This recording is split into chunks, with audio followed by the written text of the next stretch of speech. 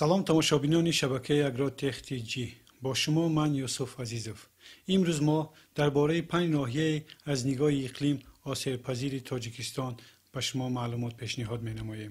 در پی تحقیق 6 ماهه کارشناسان تاجیک 5 ناحیه از نگاه اقلیم آسیب‌پذیر تاجیکستان معلوم کرده شد که آنها ناحیه‌های درواز، مومن‌آباد، همدانی، جیرگتال و پنجکن بودند. حدود نواحی درواز، مومن‌آباد، همدانی، جیرگتال و پنجکن آسیب پذیرترین مناطق تاجیکستان از نگاه اقلیم شناخته شدند. در این نواحی که بیش از 300,000 اهالی زندگی دارند، خطر آفت‌های طبیعی رو به افزایش بوده. زمین‌های کشت و محیط زیست در حال خرابشوی است. کارمند کمیته حفظ محیط زیست تاجیکستان که در تحقیق برنامه پیلوتی اوید به مطابق شوی به تغییریابی اقلیم اشتراک کرده است میگوید خلاصه این برنامه به حکومت‌های نواحی مذکور جهت چاره‌اندیشی پیشنهاد خواهد شد و افزود حالا مرحله یکم به انجام رسیده است و ما در مرحله دوم خلاصه‌های خود را به حکومت‌های محلی پیشنهاد میکنیم تا در برنامه رشد ناحیه این جنبه ها را داخل کرده راه‌های پس نمودن آسیب پذیری را پیدا نمایند. گروه کاری در برنامه مذکور تغییریابی اقلیم در 63 شهر و نواحی تاجیکستان در 50 سال اخیر را آموخته به چنین خلاصه رسیده است. کارشناس دیگری این برنامه آزمایشی میگوید بیش از 20 ناحیه تاجیکستان آسیب پذیرند، اما در مرحله اول آنها 5 نواحی را برای انجام تجربه انتخاب نمودند. او میگوید برای آسیب پذیر خواندن این 5 نواحی آنها خلاصه 10 اداره ها را گرفته مورد آموزش قرار دادند. او گفت از روی 30 نشان دهنده مخصوص که به 3 گروه جدا می شوند آسیب پذیری در این نواحی ها معین کرده شد. نشان دهنده اول خطرهای طبیعی، سطح بلندشوی آب و هوا، بارش سیل و دیگر نمودهای آفت‌های طبیعی می باشند که به نشان دهنده های دوم به حاصلناکی مهنت، حاصلناکی زمین تاثیر می رساند. سوم نشان دهنده این بود که پتانسیل های طبیعی این نواحی چگونه در مطابق شوی به اقلیم کمک می رساند. بر اساس این آموزش در نواحی مومن‌آباد، همدانی و پنجکن از همه بیشتر آبخیزی زمین های کشت را خراب کرده باریدن برف و باران ناگهانی میوه درختان را تلف می دهد. در ناحیه جیرگتال و درواز بیشتر فرآمدن یرچ و ترمه و سنگریز به خانه های استقامتی آسیب رسانیده زمین های کشت را غیر کارم می نماید. یک مسئول حکومت ناحیه درواز، یکی از 5 ناحیه آسیب پذیر تاجیکستان، به رادیوی آزادی گفت ریزش سنگ از کوه‌ها و آبخیزی‌ها میدان زمین‌های کارم به این هم کمی درواز را سال تا سال تنگتر می‌کند. او می‌گوید حالا به 14 دهه این ناحیه خطر سنگریزی و به 17 دهه دیگر خطر آبخیزی تهدید می‌کند.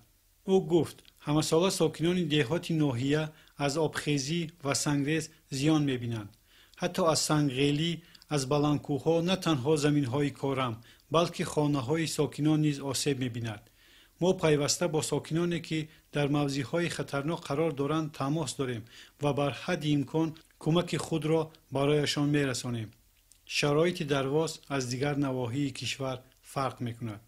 مسئولان حکومت نواحی پنجکن، همدانی و مومن‌آباد می‌گویند واقعاً در پی سیل و آبخیزی همه ساله 10,000 هزار کشتزار نابود می‌شود. با دلیلی که قسمت بالایی و حاصلخیزی زمین‌ها شسته می‌شود، این زمین‌ها اکثرا ناکارم باقی می‌مانند. کمیته حفظ محیط زیست می‌گوید طی چند سال اخیر جنگلزارها خراب شدند و یکی از سبب‌های آبخیزی و فرآمدن یخ در مناطق کوهستان کاهش جنگلزارهاست. حالا این کمیته به خاطر افزایش جنگلزارها تدابیر مشخصی روی دست گرفته است که بر اساس آن همه ساله بیشتر از 2 میلیون درخت در تاجیکستان شنانیده می شود. این چنین سخنگوی کمیته حالتهای فوق‌العاده و مدافع شهروندی می گوید به خاطر جلوگیری از سیلخیزی این کمیته در همکاری با حکومت‌های محلی ساحل بندی در ساحل رودخانه‌های خطرناک را افزایش داده است. او می گوید اما در منطقه هایی که هیچ امکان جلوگیری از آفت های طبیعی وجود ندارد در اساس برنامه ویژه ساکنانش به مناطق بی‌خوف کوچانده خواهند شد.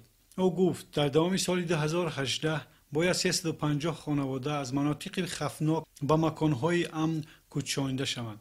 این منطقه هایی هستند که دیگر شرایط بی‌خوف برای زیست ندارند. این منزل های زیست در سه راهه بنیاد شدند و یا زیر کوهی که احتمال لغزش کوهپاره وجود دارد. به این خاطر تا آخر سال باید آنها کوچانیده شوند.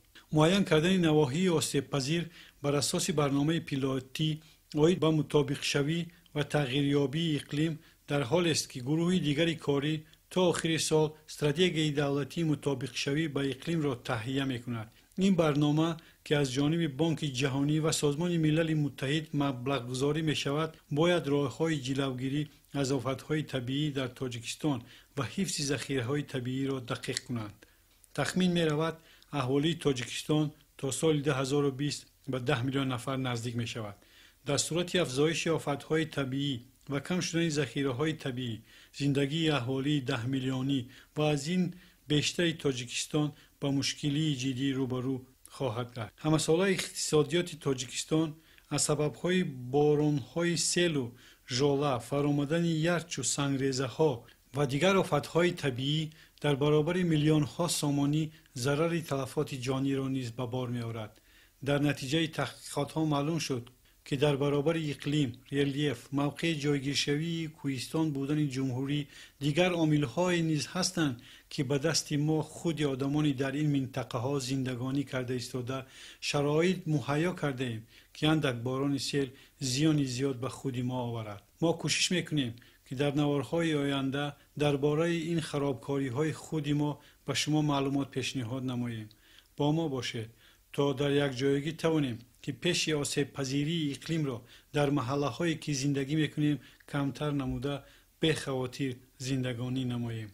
چنانه که ما میدانیم سالهای اخیر اقلیم جهانی به میلان گرم شده ایستاده است که با آبشایی پیریخ‌هایی که در کوههای تاجیکستان جایگیرند تاثیر خود را میرساند که زیاد آب شدن پیریخ‌ها اولین آسیبش به تاجیکستان میرسد.